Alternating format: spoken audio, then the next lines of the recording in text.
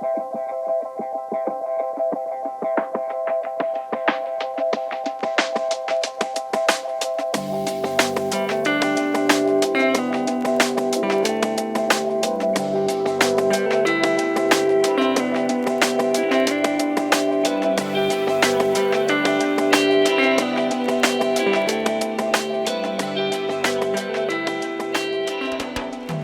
so today we're here with Jamie Morris. Jamie Morris is building a fantastic new Tony Grainger designed Trimaran, the R42. How you doing? Good, how are you? Yeah, good, thanks mate. Thanks for your time today. Cool. Really appreciate it. Just like you to tell us a little bit about yourself, really, where you started sailing and building boats. Well, I come from a sailing family from Victoria, Yep. so it was in my blood. Sailed all my life. Then moved to Queensland and started sailing and cruising around Queensland waters. Yeah, right. It wasn't until the 80s I actually got into multi-hull sailing, which evolved into racing multi-hulls. Okay. And you're pretty well known around Australia because of your racing history. I've done a little bit. Yeah. So give us an idea of sort of what races you've done and won. Probably the main racing is Brisbane to Gladstone, Yep. which we achieved 7 line honours in over the years. Yep. First boat was simply the best, was a Formula 40 converted to offshore. We did 4 line honours on her. Yep. Then I bought a boat which turned out to be flat chat, which we got 2 line honours and handicap honours too in the same year. Yeah, right, pretty famous. Then the last line honours was with Radar AYS. Okay, yeah. Yeah. Yeah, right. And your history with Tony Grainger goes back quite a way as well. It goes back probably 95, 96, where I was commissioned to build cutlers, which at that stage was one of the biggest multi-hulls to be built in Australia. Yep. For Gary Martin. Okay. Then a couple of years ago I did the refit on it for the new owner. So yeah. Which is a lovely boat. Yes, done a few miles too. Yeah, you're not wrong. So can you tell us a bit about the R42? What makes her different? Well, the main reason for this boat was for the client who comes from Adelaide, and he wanted a fast racing trimaran, offshore trimaran. He commissioned Tony Grainger to design it, and then the boat was designed to be carbon. And there's no hold barred on this one. Yeah, she looks, you guys are going all out with the build here. Yes. Yeah, everything vacuum bagged and... Yeah, everything's back, even the second bondi's vacuum bagged too. Yeah. Yeah, so tell us a little bit about what makes, the build of this boat so different to other boats that you've done. Mainly my builds have been catamarans. Yeah. The most complex part of this boat is the carbon beams. Okay. They've certainly sucked up the man hours. Had to be done in stages, and each stage vacuum bagged. Yep. So it's a lot of hours in the beams of the boat. Can you tell us, what do you think about the new technology that's coming into boat building and also boat design? Well, probably the biggest breakthrough in the last 5 years or so is the foils. Yep. Both monohulls and multi-hulls has just jumped out the water basically. Yep. With the new technology. Okay. That's probably the new era. And how's that affect the building of the boat? Well, with foils on a trimaran, it puts different loads on the beams because of the lifting.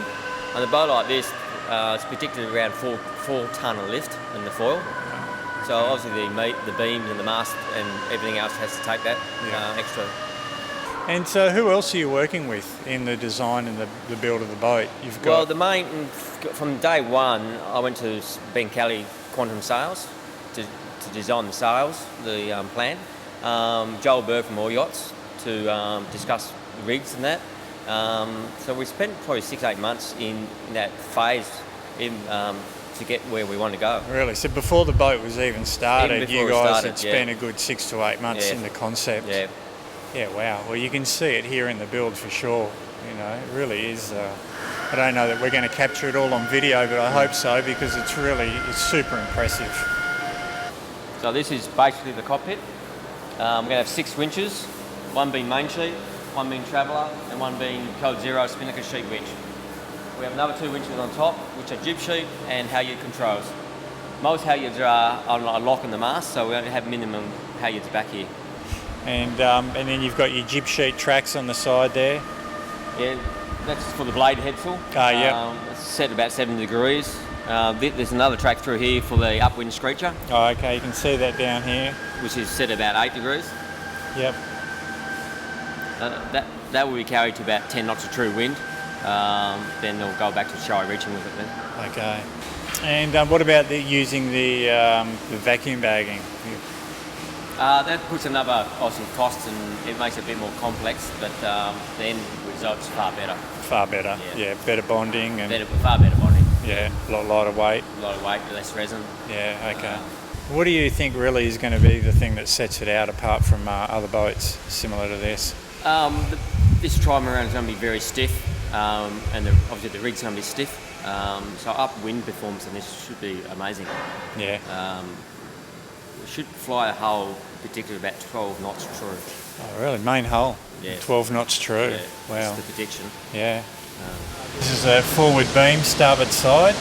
You want to tell us a little bit about the way you've built this area? Well, this is the box beam, which has got a uni top and bottom. Yep. Which this is the top section of the uni. There's about 55 layers of uni with DB. Took about 6 separate vacuums together. Yeah. So it's about 12 days work there. Yeah, wow. Time you prep one day, then bag the next day. Wow, that's massive. That's a lot. Yeah, it's a seriously solid bit of carbon. Yeah. That's solid carbon. Then the box beams are placed into the float, and there's 4 or 5 layers of DB carbon bagged onto the bulkhead, which has been pre-made beforehand. Yeah, right, wow. And these flanges are for the outside shell to be glued onto. Okay, yep. I don't know if you can see, if you can come up here and see these flanges. This is where the other side of the hull will be glued. That piece goes right across the beam on the top at that width. Yep. 200 mil. And on the bottom there's the same section, slightly thinner, which goes completely across to the other side too. So for the back beam, the unis have to be about 35 feet long. So you times that by 55, 60 layers, that's a lot of carbon. That's a lot of carbon. Yeah. And you were saying, what's the weight of a beam like this? These beams came in at 44 kilos each. This is where the shrouds attach. Yep, you want to give us a little bit of detail? This is the cap shroud. There's a carbon wedge made up, a H80 foam with a solid carbon top. Then it's got a uniband wrapped around the top of it onto the stainless steel eyelets, as you can see. Then it's bagged onto the bulkhead. Then tomorrow we'll bag on the laminates to hold it on. Yeah, right. By engineering, it's got 22 tonne. You can see she's really nice and wide, really flat sections aft. So tell us a little bit about the rudder and how the steering is going to be set up. The rudder's going to be a box which will swing up out of the water, and the rudder blade will sit next to the back beam. Wow. Up the side here we'll have the 2 tracks where the outboard will kick up, then slide forward, and that'll slide forward all the way to the cockpit there. Okay. Get it right up out of the way. Right out of the way. Just try and get the weight out the stern of the boat. Right. And so this is how the back of the boat will be, nice and open? All open. This will be trimmed down a little bit more yet. Okay. And we'll put a couple of steps in each corner so we can get up over the back quickly. Wow. It's super simple. Yeah. Fantastic. You can see the size of that aft beam, it's huge. Okay, so what have we got here? A bit of a hole in the side of the boat, mate?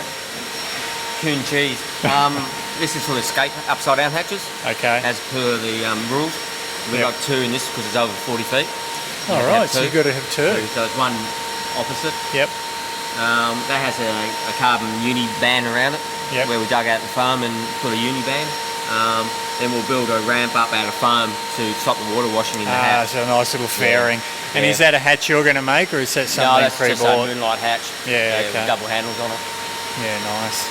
That'll give the inside some ventilation. Because I believe you were saying earlier, Bob's also going to cruise on this boat. That's right. That's the plan. So. Yeah. Okay, so now we're down on the interior. Can you give us a little bit of an idea of what's going to happen in here?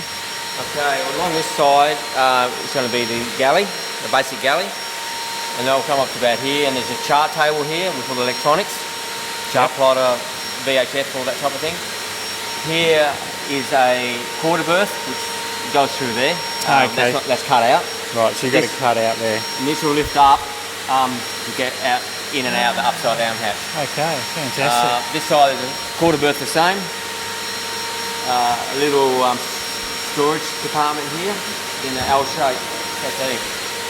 Okay, so the L-shaped settee, you come up here. Yeah, into the centerboard case, which centerboard case is through here. Okay. In this settee here, that's where we put the lithium batteries. Keep the weight in the middle of the boat. Awesome. Fantastic. Water tanks are here, built underneath. This here is actually going to have a brake on here. It's going to be a wet bilge where you can stand there with wet weather gear and it'll drop into a wet bilge. Awesome. Okay, so we're just going to go into the forward section now, through the bulkhead. Wow. Still heaps of room up here as well. So we've got a big single or a small double with general storage underneath, and that's got a watertight compartment underneath that again. Okay, yep. Yeah, and then a crash bulkhead forward. 2 crash head bulk forward with another sub 4 through the bottom. And just behind you there will be the little toilet section. Okay. So there's a wall that's coming in here. Yeah, bulkhead through here. Yep. The door open on the end here. The little vanity and porta potty down there. Yep. Oh, porta potty. Yeah. Excellent. No plumbing. Super simple.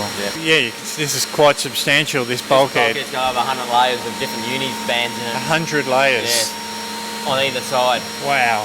Wow. You can feel it. It's like steel. Yeah. And the same around here. You've created like a bit of a ring frame here. Yeah, that's a ring frame with about 35 layers of uni on that. That still has to be capped from there around yet. Oh, wow. So you'll cove that and then cap it? Yeah, it's done with H80 foam, like a wedge. Okay. And then the 2 laminates are tied together. Yeah. You see the uni band through here. Yeah. Yeah, okay, right. There's another uni band through there and through there. So what are you doing here? What's this? This is pill ply. Yep. So the idea of the pill ply, one, it takes some excess, I know I'm putting on with a wet dryish roller, it takes off the excess resin, Yep. gives you a better finish. So when you take this off, in theory you can just glue it, but we always give it a mechanical sand anyway. Yeah, okay, yep. And what part of the boat's this going to be for? This will be for the furniture, all flanging for the furniture, internal. Okay. Yep. And we've got some other flange for the floors. Yeah.